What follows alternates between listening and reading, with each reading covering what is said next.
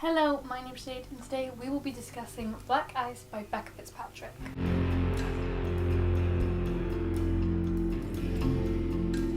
Black Ice is like a thriller mystery, more thriller I'd say than mystery. It's like a survival story at its core. Well, it's supposed to be a survival story at its core. I didn't know a whole lot about it before reading it and it kind of takes a while to get going. So in terms of synopsis, I'm only going to give you like its bare bones. Our main character's name is Britt. I don't know if she's like one of the popular kids, but that's how like I kind of imagined her. She's popular, pretty wealthy parents, kind of has it all given to her. But she decides that for spring break she wants to go to the mountains. She wants to go trekking.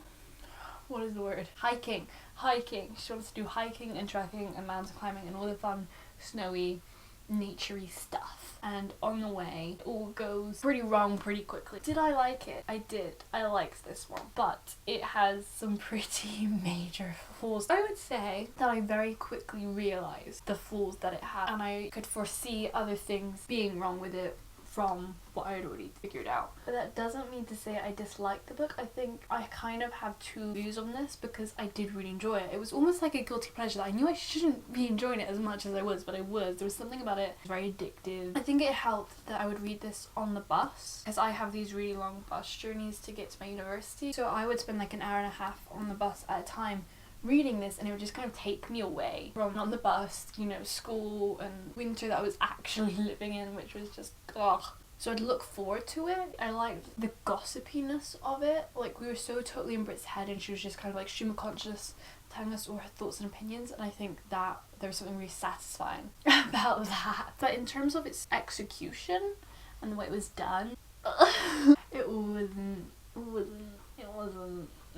yeah, had some flaws there. It wasn't executed to the best of its ability. I would give it like a 7. It isn't the best coming off of the fact that I've just said I really enjoyed it and it was really fun. I looked forward to it. I did. I really enjoyed it. I looked forward to it. But there were times reading it that I was frustrated with the poor execution because in my mind I could just see what could have been. The problem was the poorness of it sometimes would create these plot holes and holes in characters and stuff that was frustrating beyond belief. I couldn't see over that. I couldn't forget that. I wanted it to be better. I feel like I had a lot of those problems in the beginning, and then towards the middle is when they kind of smoothed out for me. Spent a big chunk in the middle not doing a ton. I didn't mind that so much, although I can see why other people would. And then towards the end, I kind of had a few more problems with it there, where more happened. My enjoyment, it probably more towards a 7. In terms of the execution, it's probably more towards a 6. So overall, I'd give it like a 6.5. The cover, when I first saw it, I thought this dude here was like a real human life dude, like a photograph of an actual human being. It's not. It's this weird CGI dude. I don't like it. It looks weird. I just so much would rather it be in the storm with just black ice. I think that would be enough. I don't think you need him there. I'm assuming that's Calvin. I think that's it for the non-spoiler section. If you have not read Black Ice, I recommend you leave the video now because I'm going to say everything that happens and then you'll be spoiled. So, you have been warned. I didn't, being the idiot that I am, I didn't think of this when I read it, but Bear, what happened there? I was going through Goodreads and I saw a couple comments about it and I was like, yeah, what happened to Bear? Because he was brought up, he was set up in the beginning that he was going to come, and that was one of Corey's reasons for staying in the car, if I'm not mistaken, that Bear will come because Bear was going to come later on. He never showed up to the cabin. He was literally forgotten about. I don't know why she didn't just take him out. We didn't need it.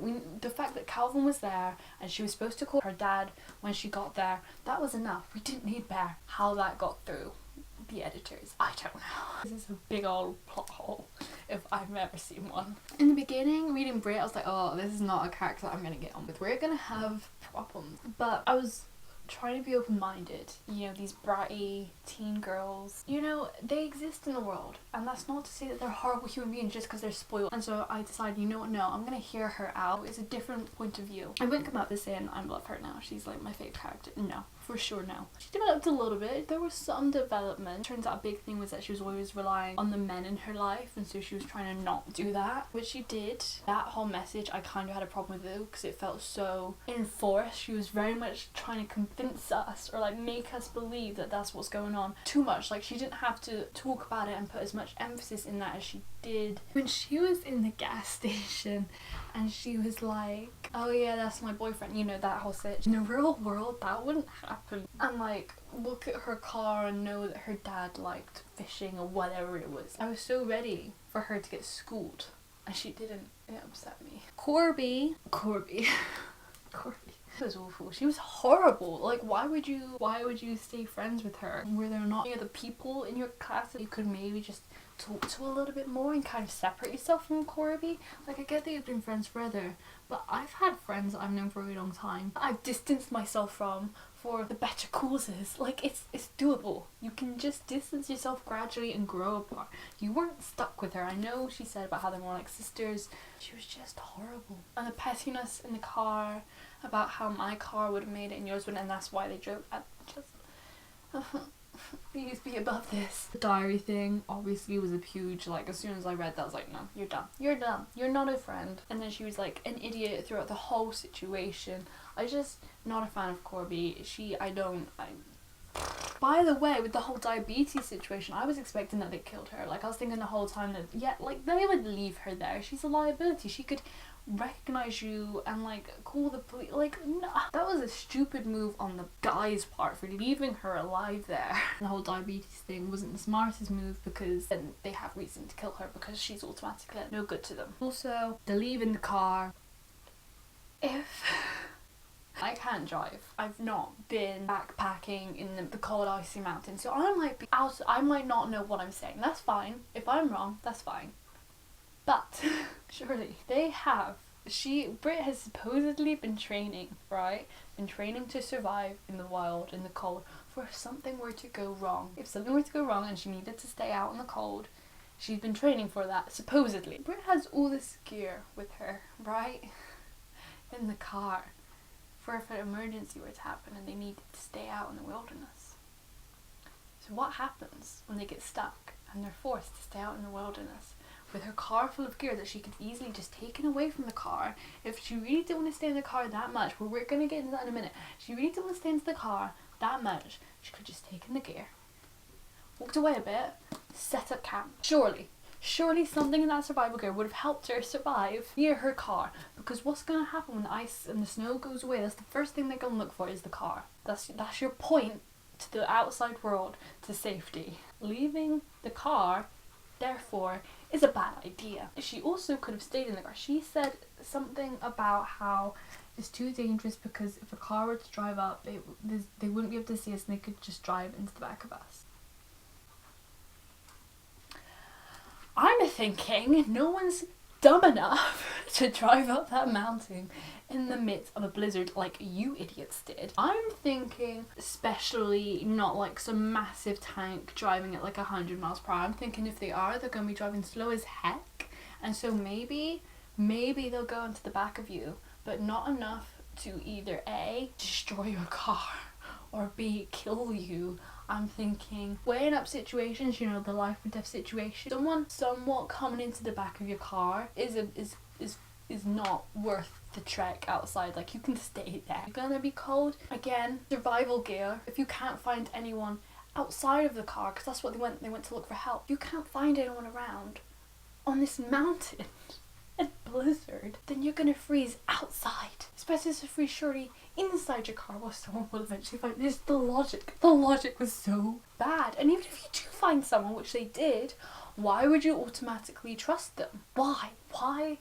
I can't. And then when they got there, they were being very, very sketchy. The house was basically empty. I remember just reading it and there was red flag after red flag after red flag and thinking, no, No, I can't believe that they were that stupid. Especially Corby, who was all like flirting. It was unbearable. Even Mason, when he was acting really weird, and like she obviously recognised him and he was like, no, you have to go, you have to go. Like, he helped you before, why would he help you then? I think she even says, why would he help you then and not help you now? You should take his hostility and him being like, you have to go, was the other guys were like, yeah, no, stay guys, we can have a little party. Like, that's really weird. You should take that as a warning sign. God. A lot of the time, the characters were very flat and didn't have tons of personality. It was very much centered around the survival aspect and Brit's conflicting feelings about Mason and Calvin. Like, those were essentially the two plot lines. Mason was a bit dodgy at the start. Like, he could have pulled Brit to the side and explained to her what was going on. He didn't have to wait as long as he did. That was just not well thought out. That, or he's just not the nicest of guys, which I liked Mason. Mason was without doubt my favourite character. I think he didn't have as much depth to him as he could have. Her confliction, how he wasn't very nice to her in the past, Calvin. Yeah, he was just awful. There's nothing wrong with that. He was just awful. When they made out in the next one, she gave that stupid excuse and he saw right through it, obviously. She was just intolerable during those times. We have more important things at hand right now. Stop it. The animal attacks, I didn't particularly like either. They just felt very out of nowhere. They didn't really seem to have any purpose apart from the fact that she saved him. I think a lot of that section could have been condensed because nothing really happened. Well, I enjoyed it, as I said earlier, but it didn't move the plot or the character development. Particularly have the climax with Calvin, which just, I sat there being really angry, frustrated at Calvin the whole time. She figured things out that Calvin was the killer. Was it me, or did she figure it out a little bit too easily? Just because he worked at the same place that this girl went missing doesn't automatically make him the killer. I had to read that section a good 5 times to make sure that I wasn't missing something. Because like, I'd been suspecting that he'd been the killer, but I'm sitting here as an objective reading a book. Like, she got it seemingly like that, plot-wise flawed. Finally, we have the end. She gets back with him. First of all, it's been a year. How do you know that he's not met another girl and has gotten over you? How do you know that? And 2, it was kind of cheesy. I enjoyed it. It was nice, but it was so much cheese in such a short snippet of book. So yes, they seem to be mostly negative. Again, that's why I said it was like a guilty pleasure read, because I did enjoy it, but I know that I shouldn't have been enjoying it. I don't know. 6.5. So that's everything I had for this video. Thank you so much for watching. I hope you have an awesome morning, afternoon, evening / night. My name's Jade. I hope I see you again next time. Goodbye. Only, like, in terms of synopsis,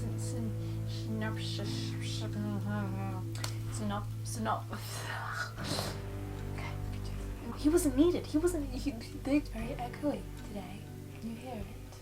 And a lot of it seemed somewhat petty. No, he was just really horrible. It's now on the floor.